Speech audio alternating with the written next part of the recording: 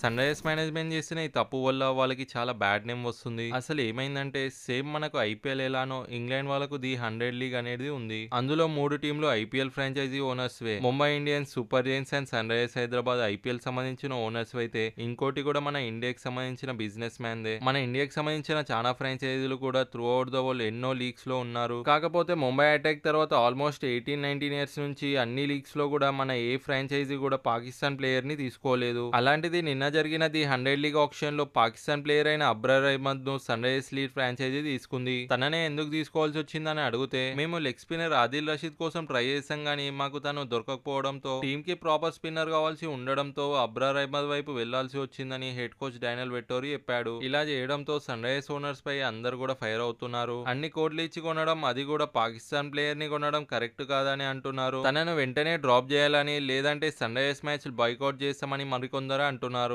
And present మన ఇండియాలో LPG crisis ఉంది. దాన్ని సైలెంట్ చేయడానికి ఈ ఇష్యూని హైలైట్ చేస్తున్నారని మరికొందరు అంటున్నారు. అండ్ ఈ ఇష్యూతో ఇప్పటికే Sunrisers Leeds account X లో నెగిటివ్ రిపోర్ట్స్ రావడం వల్ల సస్పెండ్ అయ్యింది. అండ్ ఈ ఇష్యూ ఎంతవరకు వెళ్తుందో అండ్ దీనిపై మీ ఒపీనియన్ ఏంటో కామెంట్ లో చెప్పండి.